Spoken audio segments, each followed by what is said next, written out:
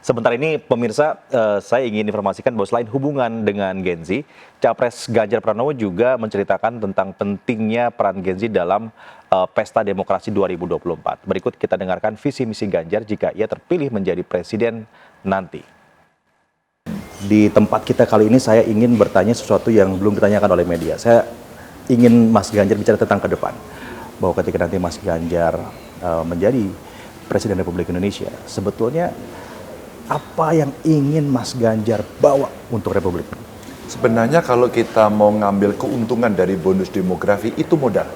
Bonus demografi? Bonus demografi itu modal. Jadi kita punya kekuatan SDM yang luar biasa, tapi kita mesti menyiapkan crash program. Cepat. Kata kuncinya cepat. Kalau kita tidak cepat, tidak bisa. Yang berikutnya, setelah SDM kita ini bagus, maka dialah yang kemudian placementnya bisa mengelola potensi kekayaan yang ada. Maka tadi saya sampaikan, negara kita kaya nggak? Kaya, Pak. Tapi bisa menghitung kekayaanmu? Tidak.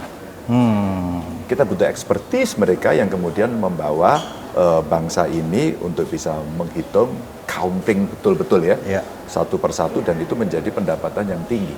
Ketika pendapatan tinggi, maka distribusi dari pendapatan itulah yang kemudian sektoralnya bisa dilakukan. Tadi saya contohkan, di maritime saja untuk tangkap ya, Indonesia dengan Vietnam, yang kita lebih gede tapi kita kalah.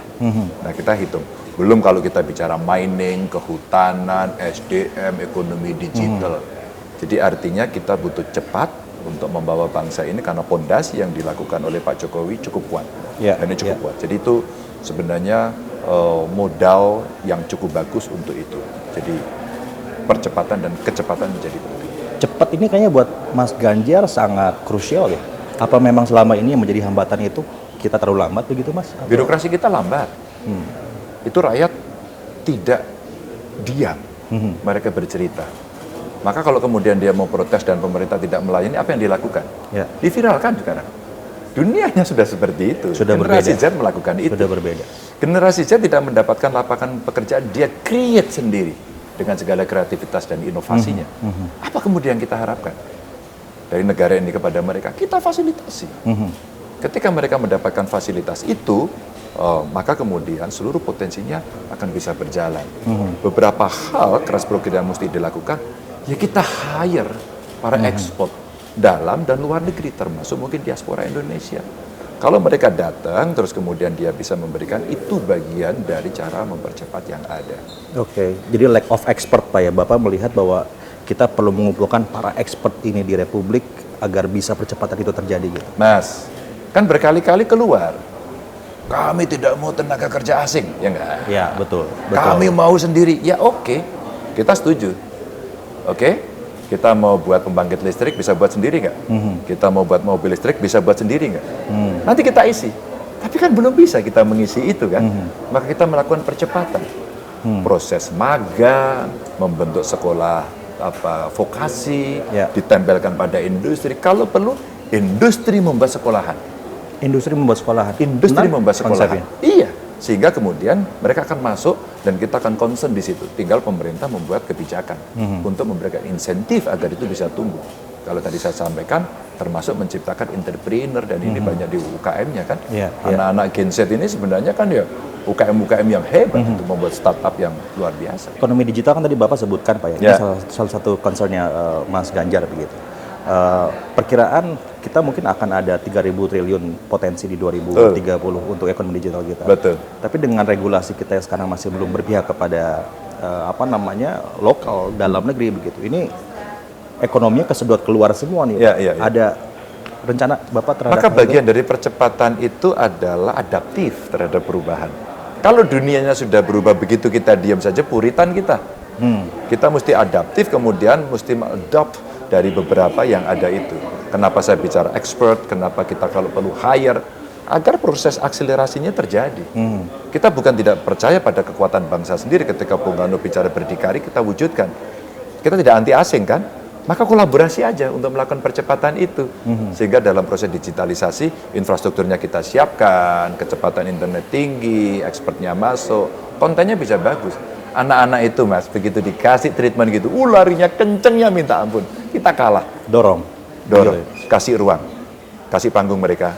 biar dia menjadi bagian dari republik ini. Nah, sebetulnya saya tuh pengen juga mulai menangkap apa sih sebenarnya visi misi atau juga sesuatu yang bisa dibawakan oleh seorang Ganjar Pranowo. Sepertinya memang ketiga calon terkuat ya. Mhm. Mas Ganjar, Pak Prabowo, Mas Anies, belum ada yang berani bicara visi misi. Memang kalau secara formalnya visi misi itu baru akan diserahkan ke KPU itu pada saat nanti akhir Oktober tuh. Pada saat pendaftaran. saat pendaftaran di KPU. Ya. Yang kedua, kalau khusus terhadap Mas Ganjar, memang sebelum 21 April tidak mungkin dia berbicara mengenai Indonesia. Kalau kita lihat kan Mas Ganjar ini masih terikat dengan pekerjaan sebagai gubernur, Senin sampai Jumat. Jadi mau nggak mau Sabtu Minggu saja. Dan itu yang menyebabkan kita belum melihat nih apa gambaran besar utuh sebenarnya apa sih isi kepalanya Mas Ganjar ya, termasuk Pak Prabowo juga masih lebih banyak kesibukannya dalam konteks Menhan. Mas Anies saya lihat berhati-hati belakangan karena tidak mudah nih menerjemahkan perubahan ketika masih ada bagian satu partai pendukung koalisi di dalam koalisi perubahan itu, ada partai Nasdem. Nasdem. Dan mungkin juga Mas Anies melihat ketika kecenderungan kepuasan publik terhadap Pak Jokowi tinggi, dia juga harus berhati-hati untuk menunjukkan nggak bisa nih ya, sekedar menjadi antitesisnya Jokowi, bisa jadi bunuh diri secara elektoral. Nah itu yang harusnya saya sih berharap walaupun parsial itu mulai diungkapkan. Yang menarik juga begini, Mas Antoni, sekarang kan Mas Ganjar dan Pak Prabowo Subianto ini kan dua-duanya masih relate pada sosok Jokowi. Ya. Apakah sebaiknya mungkin dalam hal ini kita bicara tentang Mas Ganjar ya, apakah mulai Mas Ganjar sebaiknya mulai sedikit melepaskan dari bayang-bayang Jokowi atau bagaimana? Suka atau tidak ini kan berawal dari fakta kita nggak bisa lawan bahwa kepuasan publik terhadap Jokowi tinggi. Itu melawan hukum gravitasi pemimpin yang mau pensiun. Biasanya pemimpin yang mau pensiun itu mulai ditinggalin stakeholdernya, turun. It happen di Amerika Serikat, it happen di Pak SBY juga semenjak 2012 misalnya sampai 2014. Ini agak terbalik dan memang itu menyiratkan pertama orang pengen keberlanjutan. Yang kedua diartikan lebih literal bahwa Jokowi akan bisa jadi kingmaker, siapapun yang ditunjuk dia akan menang. Nah ini yang berbahaya nih. Itu yang menurut saya nggak sehat. Kenapa bahaya? Pada akhirnya kalau tadi kan Prabu udah bilang kan ada istilah menunggu instruksi Bapak Presiden. Itu istilahnya Harmoko loh. Mohon maaf almarhum Pak Harmoko ya. Yang dulu sering kita ledekin ketika kita menyindir Orde Baru. Sekarang digunakan oleh relawan Jokowi. Menunggu instruksi Bapak Presiden seakan-akan bukan pemilih yang bisa mikir sendiri. Arahan, dan bahasanya menunggu arahan gitu ya. Dan itu yang menurut saya jadi nggak sehat. Makanya sekarang pemberitaan atau pertarungan antar tim ses Prabowo dengan Ganjar terutama itu seakan-akan berebut mengatakan hormatnya Pak Prabowo atau Mas Ganjar siapa yang lebih rendah gitu kalau menunduk gitu kan misalnya, atau siapa yang lebih sering ketemu, atau sampai ada analisis gestur siapa yang Pak Jokowi senyumnya lebih lebar kalau ketemu A atau ketemu si B gitu kan. Ini kan nggak sehat. Jadi nggak substansial seharusnya. Nah itu masuk ke yang tadi pertarungan gagasan ya. Ketika Pak Jokowi concernnya kan adalah ada 13 tahun golden age. Tidak boleh dilewatkan. Kita harus bisa seperti Taiwan dan Korea, jangan gagal seperti beberapa negara Amerika Latin kalau kita bicara 1960-an, 1970-an.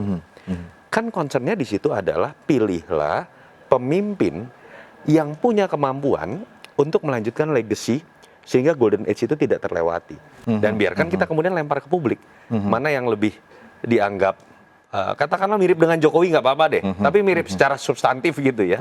Atau kemudian dianggap memang punya kemampuan meneruskan Jokowi dan jangan sampai berhenti di situ loh.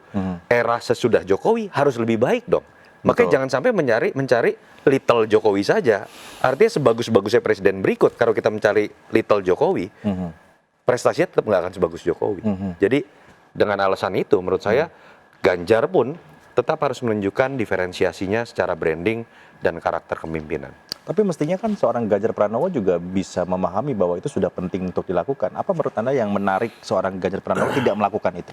Menurut saya sih sudah dilakukan ya sebetulnya ya. Dengan ketika dia berkomunikasi pun orang akan melihat ini sosok yang berbeda. Ketika bermain politik dalam konteks lobby atau membawa pro dan kontra, Ganjar dan Jokowi itu sosok yang berbeda. Sosok Jokowi ini cenderung dekat dengan istilah underdog effect.